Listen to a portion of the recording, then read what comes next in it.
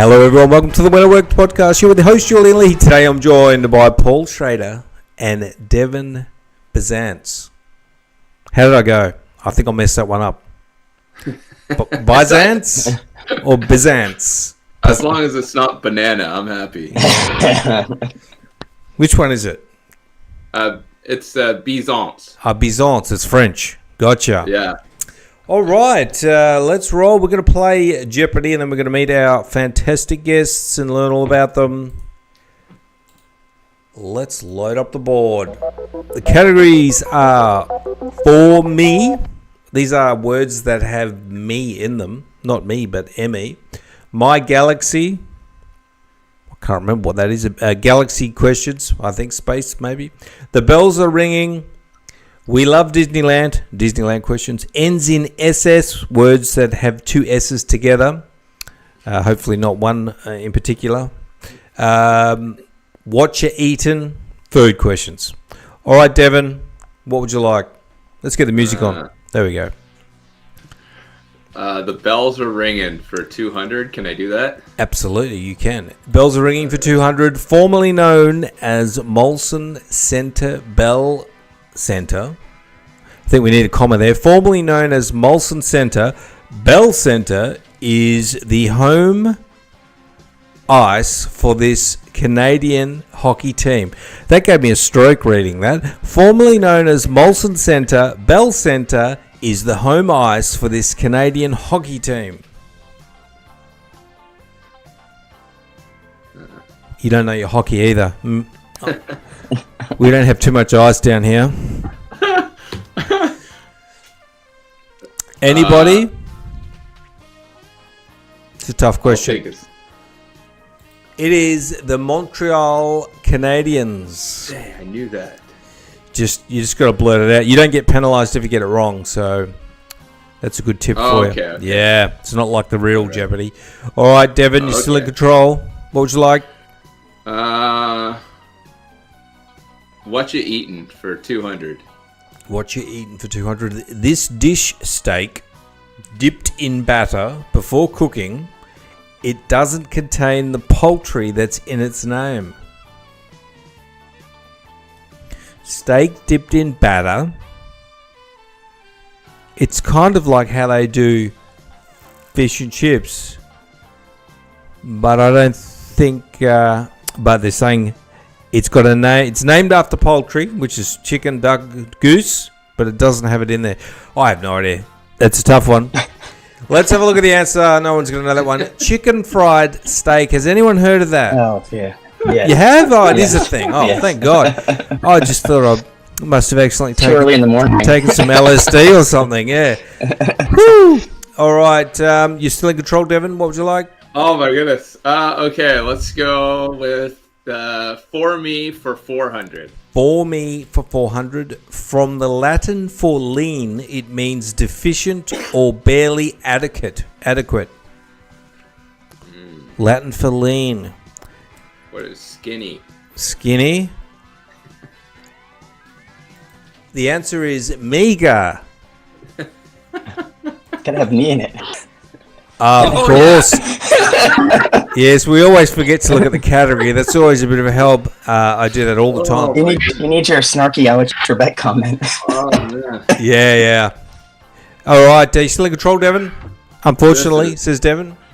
This is horrible. We love Disneyland for 500. We love Disneyland for 500. This creature was far from his Himalayan home when he began lurking inside Disneyland's Matterhorn in 1978. Oh, I know. Go, if you know. The Abominable Snowman. The Abominable Snowman is correct. Well done. You're in control now. Paul. Keep going with... we'll go Disneyland from the top. Disneyland for 100. Disneyland once boasted that it had the world's 8th largest fleet of these undersea vessels. They returned in 2007. Submarines. Submarines, it's got to be. Is correct. Well done, Paul. You're on the charge. 600 points. Keep going, Disneyland. Disneyland 200. The construction of Disneyland delayed this animated film, but the heroine's castle became the park's centerpiece. Oh, Sleeping Beauty. Sleeping Beauty is correct. Aren't they remaking that with normal sized little people or something? Yes. Is that true? Okay, well, no comment. Yes. Continuing on, Paul, what would you like? Keep going, Disneyland. Disneyland for 300. During the holiday season, Jack Skellington of The Nightmare Before Christmas appears in this spooky attraction. That's easy. Pirates of the Caribbean. Pirates of the Caribbean. So, Jack Skellington...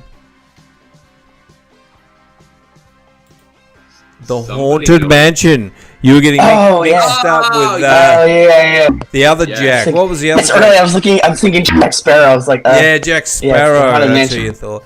Because you just threw me for a loop then. I was like, oh, okay. You're still in control though. So what would you like? Oh, sure. I'll close out Disney. Disneyland 400. And be embarrassed forever that I didn't get that last one because it's 6 a.m. here. You can zap space enemy targets with lasers on the Astro Blasters ride named for this space ranger. Buzz Lightyear. Buzz Lightyear. On an absolute tear is Paul. Hey, get out of town. Get out. Can you tell I have kids and go to Disneyland every year? There you go. Well, when you got kids, you know all the movies. I remember I knew all the movies and the Wiggles. I knew all the Wiggles songs. Are the Wiggles still around? Who knows? I remember them. I don't know. Yeah. All right. You're in control still, Paul. We can do the food one from the top. Food. Where is it? It's on the right. Yeah, it's small on my screen, but I think it was like what you eating or something. What you eating? There it is. Sorry. And 100. Okay. A bagel with schmear. This dairy product developed in 1872. That sounds a bit nasty. A bagel with schmear. Cheese. What do you call it? Cheese? Okay, let's take a look. Cream cheese. Cream cheese is correct, and you got it 100% correct. What would you like next, Paul? Keep going. Keep going. Keep them coming. What you eating? A handful of Lamberts, a heart-shaped red variety of this pitted fruit. Might be a cherry. What is a plum? It's a cherry. Well done, Paul. Yes. I was going to give a clue, but you didn't need it. What you eating? Let's keep going. Crottin. Oh, probably said that wrong. Crottin de Chavignon. One of these French-named cheeses made with goat's milk. Devin, do you know any French? No, monsieur. No. The answer is goat cheese. Chèvre. I've heard of it. Chèvre. I've eaten it. You've eaten it. Wow. Yeah. You're in control, Paul. What would you like? All right. We'll close out the food category. What you eating? 500. This Middle Eastern dish served in a pitta made with fava beans. Falafel. See, I get so distracted. I was going straight to Silence of the Lambs there. Paul, what would you like? Do the My Galaxy. You should hear the weird audio that's sporadically coming out of your microphone. It sounds like you're possessed. During his circumnavigating expedition around 1519, he observed the galactic clouds later named after him. Ooh. Oh. Galileo? Galileo. I think it's another one with a fancy hat. Do you have any idea, Devin? I don't know. You probably got this right, actually, Paul. No, Magellan. Yeah, Magellan. I was thinking fancy hats. Paul, what would you like? Yeah, Magellan circumnavigated. See, I'm forgetting all my... the explorers. Yeah, I don't remember. The only one I know is James Cook because he came down here. All right, we'll do the For Me for 100. For Me for 100, was that? Yeah. Usually occurring in children, this disease is caused by a morbillivirus. Usually occurring in children, this disease is caused by a morbillivirus, and we're in for me. Measles. Measles is correct. Well done. We've all had measles, Right. I think, at some point. 200. Same category. Well, we had the vaccine. I don't know. Actually, I had chickenpox. Different one. 200 for me. In the Sermon on the Mount, they are called blessed or blessed. For me. Something that starts with me. Ends with me. Monks? Mugs. Monks? No, that doesn't have me. Oh, in it. monks. Meunks? Meunks. I thought you said mugs, which means gullible people, because it's about religion. I thought, wow, that's a bit controversial. The meek. Yeah, the meek. Remember, they love the meek in the Bible. The meek inherit the kingdom. Something like that. Isn't that what I said? You did you? Is that what you said? I thought you said meunks. No. Paul, you in control still? Keep going. For me for 300. For me for 300, this reservoir was formed by Hoover Dam. Something me. In there too. Oh jeez. Hoover Dam's the really big one that's in all the movies, isn't it? Yeah, it's a couple hours or right near Las Vegas. Lake Mead? Lake Mead. Yeah, Let's there take a you look. You got it. Ah! He takes back control. Oh, what? All right, hold up your phone and show me your search history. Just kidding. All right, you're in control, Devin. For me for 500. For me for 500. A value below which 50% of subjects fall or are stripped down the middle of the road. Median. Median is correct. Well done. Dang. Paul just doesn't stop getting hits. Paul, what would you like? Tiredness.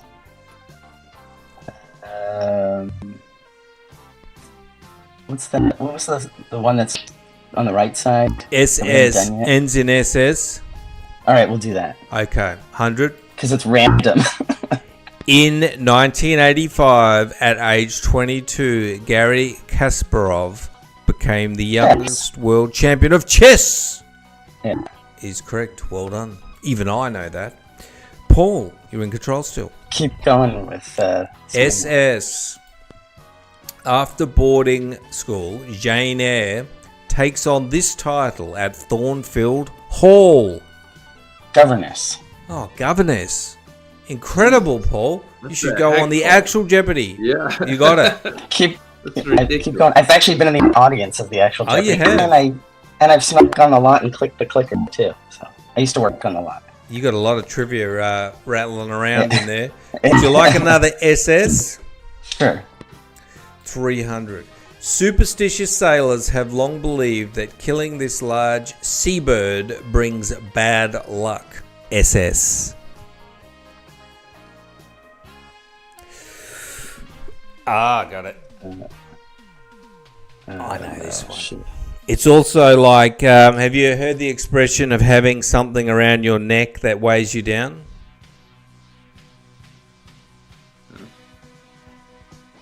My wife? Yes. Don't say that. The ladies watching this will immediately hate you. The answer is albatross. Oh yeah. Did my saying make sense? Oh yes, it totally made sense. Yeah, gotcha. But it is 6 a.m. here. True. Devin, I think, you're in control still. I wasn't even in control. Yeah. No, was It was me I. on the. Paul, I was vaguely there. I'm sure Devin going got with the one. same one. Oh, then he lost it straight after, did he? Okay, Paul, what would you like? The same category. Keep going My fast. Galaxy? Was that what we were No, doing? Whoops. No, we can do that. It's We're all right. doing that. The Sure. closest spiral galaxy to us is the one named for the mythological wife of Perseus. Andromeda. Is correct. Well done, Paul. Let's go We- back to the SS. Back to before- the SS. Sorry about that. 400. Bahia and fescue are types of this.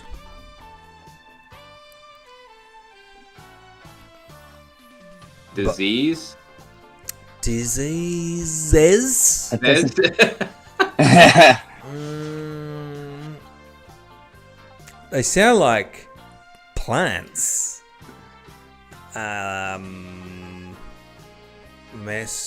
Chess, Watercress. watercress. Let's take a look. Grass. Oh, unfair. They could have let's keep said, "What do you put inside a cigarette paper at a music festival?" Paul. Keep going with the SS. Close it. SS. One of these painful tooth infections definitely does not make the heart grow fonder. Abscess. Abscess. And they tried to make a play on absence. Well done, Paul. You got it. You're on 3,300 points. Devin's on a similar score, just with less zeros on the end. Paul, what would you like? Just less points. I'll do my galaxy. My Galaxy for 300. This colourful effect is used to determine the enormous distances between Earth and faraway galaxies. What is the Milky Way? Paul, any idea? This colorful effect.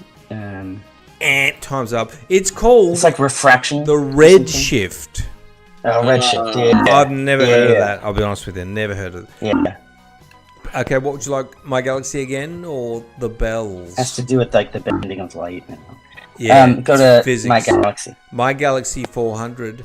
I almost got into astrophysics before I went to college. Oh, me too. It's just that my scores were 1,000 points below what was required. The word galaxy is from a Greek word for this liquid. Devin, go back into your memory banks. The last answer you gave may help you. Oh, really? Yeah, you got it wrong, but it will be right for this question. Milk? You got it. Ah! Milk. There you go. You're in control, Devin. My Galaxy for 500. My Galaxy for 500. Canis Major and Sextans A are two examples of these tiny galaxies that have far fewer stars in them than others. Wow. Tiny galaxies with not many stars. That's a real physics. What do we call the space physics? Yeah. Astrology or astronomy? One of those ones. One of them's BS. Astrology's the BS, the BS one. All right, let's take a look. They are called dwarf galaxies. Oh, yeah. I could've guessed Like that. Red Dwarf, the TV show. Have you seen that show? Oh, yes. Yeah, with the hologram guy. And I love the that show. guy who turned into a cat for a million years. And That show has made me laugh so hard that I almost needed to change my shorts. All right, continuing on. The bells are ringing. The bells are 100. ringing for 100. Let's do it. The bell variety of this edible item is a specially cultivated group from the species Capsicum annum. Bell pepper. Bell pepper is there you go. correct. Well done. 800 points. Bells are ringing Devin. for 300. Bells are ringing for 300. The Christmas song, standard title, These Bells, was introduced by Bob Hope in the 1951 movie The Lemon Drop Kid. It's a Christmas carol. Bells. Is it how are the bells? Ring the bells. Devin, you're Googling, I can tell.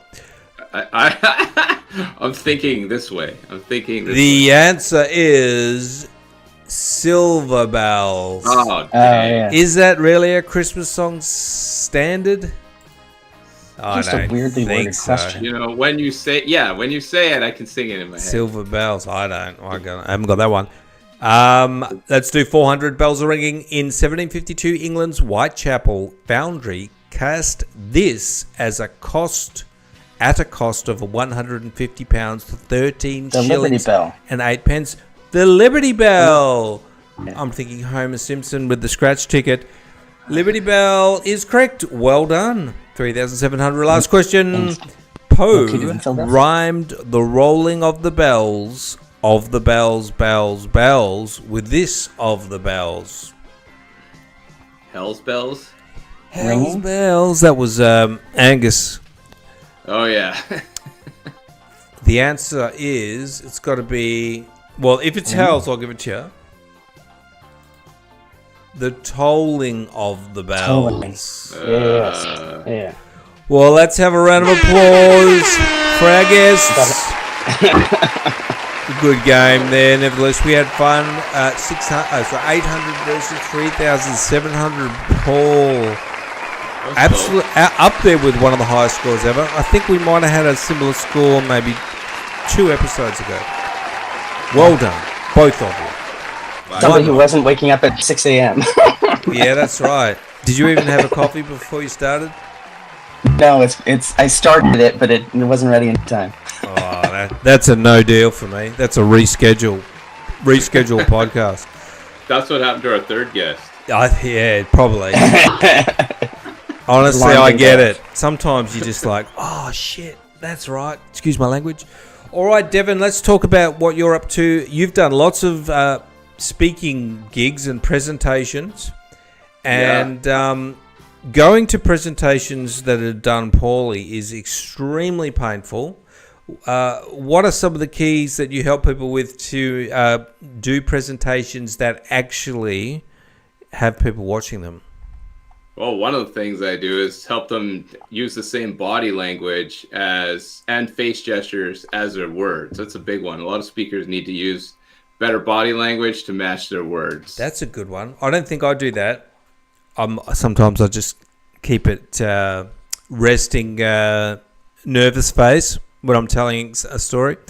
You're a talk show host, so it's different. Yeah, you're not on the big stage, you know. Yeah. And so what types of people come to you for help with this? A lot of executives. I train a lot of executives, mid-management, entrepreneurs, coaches, and like sales professionals. Yeah, the sales thing, I can definitely imagine. And what about the sort of structure of the presentation? What sort of tweaks do you generally have to make to them to make them better? Good opening hooks and really good endings. Those are a lot of speakers fail in the opening and they bomb on the ending. So we want to keep those real tight. Yeah, it's like the AIDA thing. Like you hit them in the face with the big A for attention. And that definitely sounds good to me. And you've done 2,000 presentations. And tell us a bit about what you do to help people. Other than, I mean, how do you reach people? I reach people. I run ads, so I run ads for my company. That's a good way, and I get on stages, and I do a lot of talking. Yep. So primarily, what I mean is, do you go out and do speaking events, or do you like coach people one-on-one to improve their speaking? Yeah, I do both, but I've been really liking working from home. I have a group that I'm growing with entrepreneurs and coaches in it, so I do a lot of working from home right now. And these are all people that are looking to improve their speaking. Yeah, they want to get on. A lot of them want to get on stages. So I show people not only how to speak, but how to get on stages as well, and really own this any stage, whatever stage they want to go after. Yes, I can imagine there's a lot of introverts out there who might actually be very brilliant and absolutely terrified with the idea of going. I mean, I'm terrified going down to the store, let alone getting on the stage. And I'm not really, but and how do you help people that have this fear of public speaking? Well, one thing I'd like to make a mention of is being an introvert. They're often whoever is an introvert, you're usually the best speakers because you're structured. You think about it before you talk. Someone who's extroverted, a lot of times we just ramble on and on and on and on. So whenever someone says I'm an introvert, I mean, that doesn't really matter if you're introvert or extrovert on the stage. It really matters how you structure your talk. And that's what a lot of people lack, is just in the basic structures. Yeah, absolutely. Yeah, I can imagine the extroverts probably think they're going to do better than they do because they can just kind of BS their way through things, and the introverts, but they might be feeling a little bit of terror. Nevertheless, and if you want to have a chat to Devin about what he's doing and start working on your ability to speak and get on stage, and do you practice it with your group? Or do you run things through what you're working on, speeches and so on? Yeah, they do. They run things through it with me, and I do speeches for them too. And is this on Facebook, your group? Our group is on Facebook, yes. Okay, wonderful. And do you have a course that you want to plug, or anything in particular you want to plug? Yeah, they can go to my Facebook group. Actually, it's Stage 2 Clients on Facebook. Stage 2 Clients. Is it on your website as well? Can they find it? I don't think it's on their web. Okay. I don't think it's on their web. See if you can find it. If you can't find it, search for Devin Bisanz on Facebook, and you'll be able to see it in his little profile, the groups that he's administering, I think. Wonderful. Well, thanks for coming on and sharing that, Devin, and good luck with all of that. And anybody out there that wants to do public speaking, because you need to do public speaking if you want to promote maybe a book, you're promoting yourself, you're promoting a service that you have. Public speaking, especially, I mean, sales, you can go in there and just go bang and do, 500 sales or whatever in one sitting. So if you get a hang of that, how long does it take to become good at this, Devin? I should have asked. Well, I have a pretty proven method that I use, so I can get someone there in 90 days. 90 days. I like it. That sounds really good and biteable and achievable. So that's great. That's Devin Bisanz, public speaking. If you want to elevate your virtual or live events into a powerful experience. Thank you, Devin. Thank you. All right, let's pop over to Paul, the quiz master.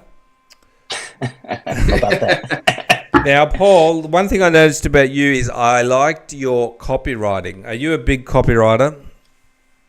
My previous career was as a film and television producer and writer.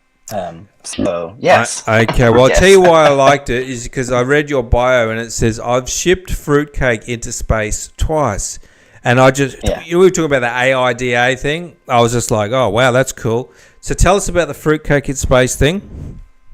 So, launched a e-commerce company in 2004, back when people were first trusting putting their credit cards online, if you remember back in the day. And we focused on everything miniature, hence the name Minimus.biz. So it's travel-sized toiletries, single-serving food items, and other miniature products. So we had this customer one day say, hey, we're out of this Subi honey brand of packets. And our customer service person offered a substitution of a different honey packet.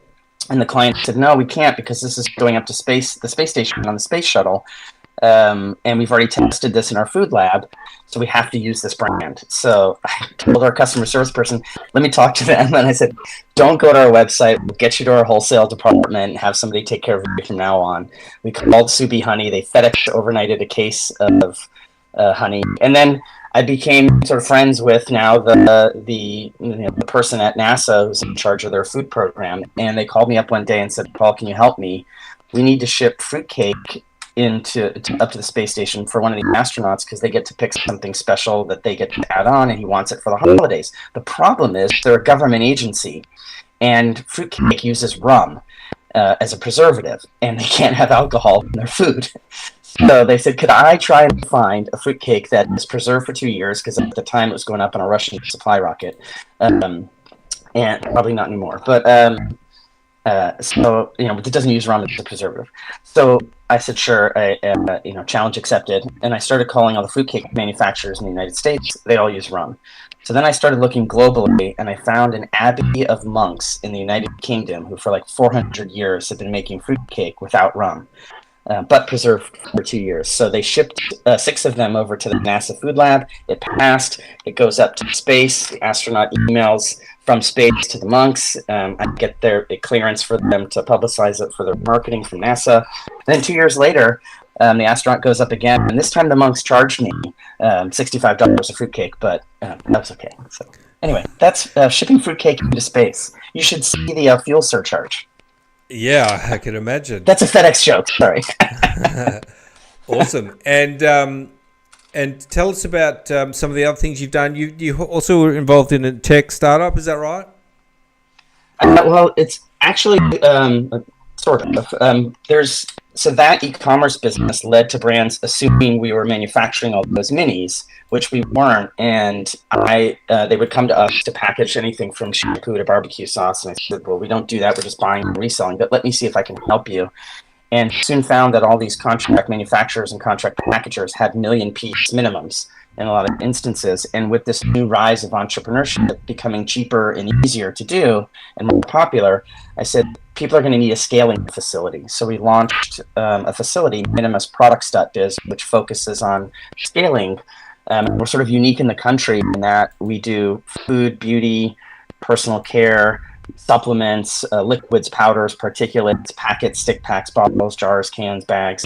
And then those people said, those customers said, well, you do your own fulfillment direct to consumer and wholesale. You're making my product down the street. Could you do fulfillment for me too? And we said, sure, why not? So we launched Minimus Fulfillment.biz, which is a 3PL or third-party logistics fulfillment business to warehouse and ship consumer products for other brands. And then that led into other businesses like a national food service distribution company. We do joint ventures with high-profile celebrities and innovative consumer products, and sort of bring them together and help be their operational partner. And then most recently launched a TikTok marketing agency with some partners that came over from China, working with directly with a lot of the TikTok executives in their celebrity and creator division, helping a lot of these celebrities and creators become live selling personalities on TikTok, and working with brands that are coming onto TikTok Shop, which is a rising force in the world of e-commerce. You're a maniac, Paul. And keeps me busy. Your e-commerce site that you've had since 2007, that's amazing. There's not too many sites around that have been through all of that. And the fulfillment thing. So what types of, is that like a huge warehouse? Yeah, yep, more than one. Yep. And what types of companies have you got in there? It's anything. I would say a lot of the common stuff is food, supplements, a lot of apparel, beauty products, personal care. There's furniture, collectibles, and toys. So it's a little bit of all kinds of things. So it's kind of like the what the Amazon warehouses are doing. Where is it like drop shipping or? No, this is where brands, so they'll have their own, e-commerce store like on Shopify or something. Yeah. And, you need to do fulfillment for that. So, we tie into their store, pull down the orders, ship out the orders. We do the customer service out to the public on their behalf as well. Gotcha. And then about the other half of the business is on the wholesale side. So they could have retailers that they're selling to where you have to prepare the pallets and everything with the specifications of that retailer, or even prepare it for Amazon's warehouse and sticker things and all. So it's kind of a mix of different services, but the clients own the merchandise, have it shipped to us from their manufacturer. So they're coming in off the shipping containers to you, and then you're getting them ready to be put in Amazon's warehouse. And or ship direct to the consumer from our warehouse. Yeah. Gotcha. So about half of it is half the business is shipping direct to the consumer, based on our clients' sales on their websites. The other half is on I'll call it the wholesale side, where we're preparing things on the pallet level as opposed to the piece level, and shipping to either a retailer or a place like Amazon. That's amazing. That sounds like it's going to have a lot of potential for growth. What are some of the bottlenecks on that business? I'd probably say it's awareness that folks like us exist, and it's an industry that's been around obviously a long time, and one of the phenomenon that we've seen is that the facilities that predate the e-commerce era, that was pallet in, pallet out, and not individual piece pick and pack and lots of little orders coming in all day long from a website. Those facilities had a very difficult time adjusting to that new way of doing things, and in some cases that's been problematic. But that means a lot of the clients who've gone to places that may even be bigger, more popular, larger facilities, come to us, and we found that oddly, because we started as our own e-commerce company, we ended up treating these clients as if they were still our own brand. And so it's a different type of dedicated service and focus and communication level and all that than what one might find in the traditional 3PL, third-party logistics fulfillment industry. How does it's something that you can't really advertise for? How do you find that you're getting new clients to your service? Word of mouth, or? Yeah, most of it is word of mouth, networking, just people I know that then know somebody, like, oh yeah, my friend's got a brand or a product, or so it's a lot of that. There's a little bit of sort of advertising, but there's not really. It's very much, I think, a word of mouth type of industry, at least for the kind of level of what we're doing. And you would keep your clients for a long period of time, I'd imagine? Yes. Yeah. Cool. Well, that's very interesting. So if you're in that type of business where you need fulfillment, order fulfillment, I can see various e-commerce people would be interested in that. And whereabouts is your warehouse located? It's just outside of Los Angeles, so people LA. know the area. Thousand Oaks. It's actually in Ventura County, so it's just past the border of LA County. Oh yeah, that's in the middle of everything, isn't it? Yeah, no, it's basically one of the big suburb areas of LA where people will work in LA. We're probably an hour, or depending on traffic, we're an hour drive from LAX airport. Okay, excellent. Well, that's very interesting. Thank you very much, Paul Shrater, for coming on. Let's have a round of applause. And the details of our guests are in the show notes if you want to meet up with them and discuss the interesting things they're doing. Thanks for listening and watching. See you next time. Bye. Thank you.